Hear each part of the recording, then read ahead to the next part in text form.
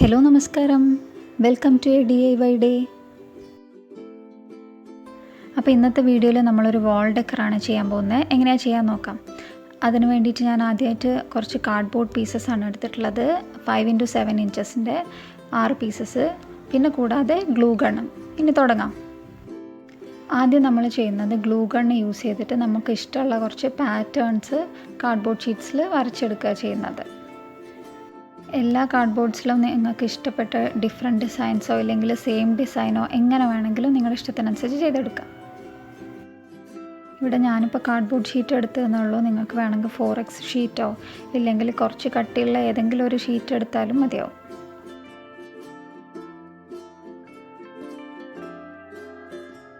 ഇപ്പോൾ തന്നെ ഞാൻ എല്ലാ ഷീറ്റും കംപ്ലീറ്റ് ചെയ്തു. ഓരോ ഡിസൈനാണ് ഓരോ ഷീറ്റിലും ചെയ്തിരിക്കുന്നത്. ഗ്ലൂ ഗണ്ണ് നന്നായി ചൂടായാൽ മാത്രമേ ഡിസൈൻ നല്ല നീറ്റിൽ വരത്തുള്ളൂ. ഇനി നമുക്ക് എല്ലാ ഷീറ്റിനും മൊത്തമായിട്ട് ബ്ലാക്ക് കളർ അടിച്ചു കൊടുക്കാം.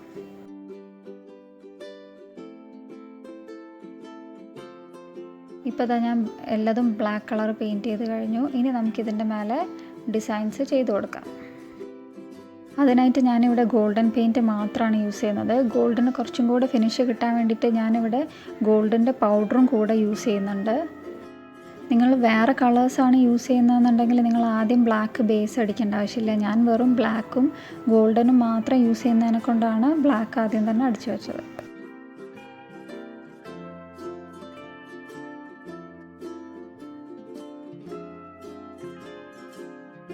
ഇപ്പോൾ അതാ ഒരു ബോർഡ് കംപ്ലീറ്റായി. ഇനി ഇതുപോലെ തന്നെ നമുക്ക് എല്ലാതും ചെയ്തെടുക്കാം.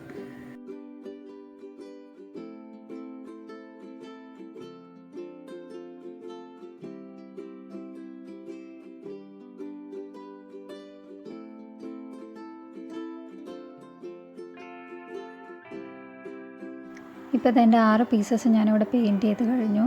ലൈറ്റിൻ്റെ പ്രശ്നമുള്ളതിനെ കൊണ്ടാണ് നിങ്ങൾക്ക് ആ ഗോൾഡിൻ്റെ ഫിനിഷിങ് കറക്റ്റായിട്ട് മനസ്സിലാവാത്തത്. ഫിനിഷിങ് കുറച്ചും കൂടെ കാണാൻ വേണ്ടിയിട്ടാണ് ഞാൻ ഓരോ പീസും എടുത്ത് കാണിക്കുന്നത്.